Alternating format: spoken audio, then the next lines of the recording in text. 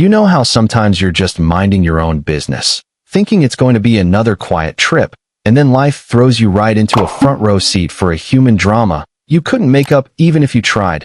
Well, that was me a few months back, on a red-eye flight heading west. So picture this: first-class cabin, soft lights, the kind of calm where you almost forget you're on a plane. My dad was sitting across the aisle from me, seat 3A, completely at peace. He's in his mid-60s, one of those men who just carry themselves with this natural calm. White shirt, navy slacks, a little leather-bound book in his hand. He had this faint smile, like whatever he was reading was only half amusing but comforting at the same time.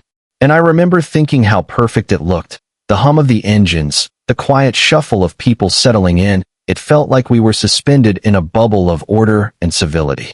And then, boom, like a crack of thunder out of nowhere, this woman storms in, Marissa, about 30, maybe 31.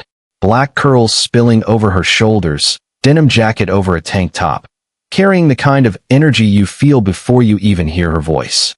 She stops by my dad's seat, leans forward, and in this sharp, high-pitched tone says, "Excuse me, that's my seat." Just like that, like she was throwing down a gauntlet. Heads snapped up instantly, phones paused, magazines lowered. Even the guy 2 rows back with noise-canceling headphones pulled one ear cup off. Now, my dad, he doesn't rattle. He just looks up slowly, sets a finger on the boarding pass sitting right there on the armrest, and says in the calmest voice you can imagine, "I'm afraid this is 3A. My ticket, ma'am." No edge, no panic, just matter of fact. And Marissa? She laughs. Not the kind of laugh you share when something's funny. No, it was sharp, short, like she couldn't believe someone dared to stand in the way of what she wanted. "No, no, no. I booked this seat. I specifically booked 3A. She says it loud enough for half the cabin to hear. People start whispering, a few raise their phones, because everyone can sense where this is going. I lean in from across the aisle and say, "Ma'am, the crew can check your ticket, but that's definitely his seat." She snaps her eyes at me, and for a second I swear I could feel the heat of her glare. "And who are you?" "Some kid trying to tell me what to do." Now, I'm 30, not exactly a kid, but I've been called worse. The important part was, this wasn't about logic anymore. It was about pride. She had already drawn her battle lines. The flight attendants arrive, 2 of them, hands folded politely, voices soft. "Ma'am, may we see your boarding pass?" And Marissa waves it like a flag. "See? This is first class. I paid extra. That's my seat." But the ticket clearly says 3C. And here's where the escalation begins. She slams her hand on the armrest so hard the leather squeaks. "I don't care what your computer says. I paid for luxury, and I demand luxury." My dad just sits there, perfectly still, lips twitching like he might even be amused. He leans toward me slightly and whispers, "Let's see how far she goes." And I knew exactly what he meant. Sometimes the best way to handle a storm is to let it wear itself out. So I pull out my phone, pretending to adjust the screen brightness, but really I'm live streaming quietly. I figure, if she's going to make a spectacle, let her own it. Marissa starts pacing the aisle, heels hitting the floor like drum beats. Passengers are whispering, phones angling, some people outright smirking. She's red in the face now, veins standing out in her neck. "Call the captain," she yells. "I want him here now. I won't be treated like some regular passenger." The attendant, to their credit, stays cool. "Ma'am, the captain can review if needed, but sir's ticket is correct." That's when the cracks start to show. Her voice falters for just a second, like she realizes she's running out of ground to stand on. But pride's a dangerous thing.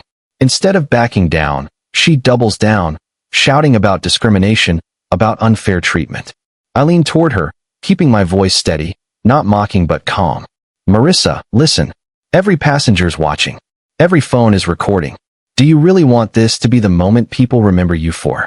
And that's when it shifts. You could see it. The flicker in her eyes, the quick glance around at all the cameras trained on her. Pride wants to keep fighting, but fear of humiliation is louder. Then the captain's voice crackles over the intercom. "Ladies and gentlemen, we're addressing a minor seating issue in first class. Please remain seated." It's such a simple statement, but it lands like a hammer.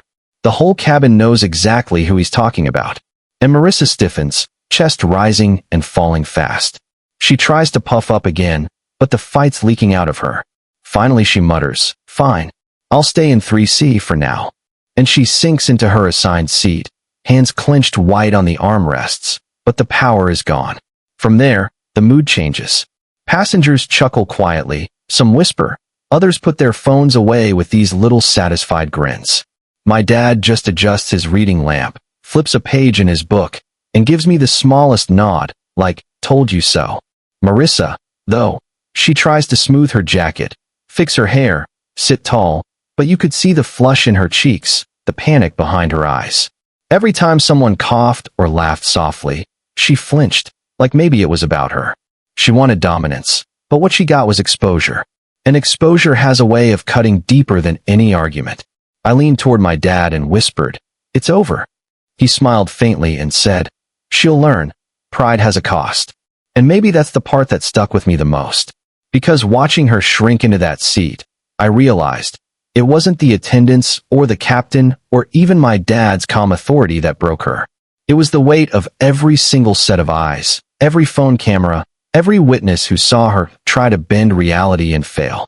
By the time the cabin settled back down and the flight continued, it almost felt surreal, like we'd just watched a one-act play unfold 30,000 feet in the air. Dad went back to his book, passengers went back to their screens, but I knew none of us would forget it. And here's the thing, was justice served? Maybe. She didn't get the seat she wanted, she didn't get to bulldoze her way into control. But humiliation's a brutal teacher. Part of me wondered if she deserved that level of public shame, or if the internet was about to turn her into a villain before she even had a chance to reflect. That's the messy truth. Conflict in public doesn't just end when the yelling stops.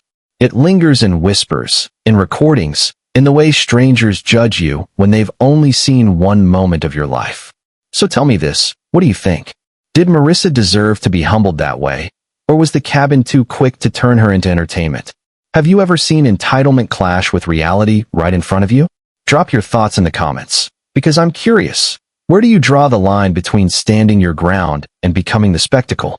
And hey, if you've ever witnessed something like this, share it. Stories like these, they stick with you.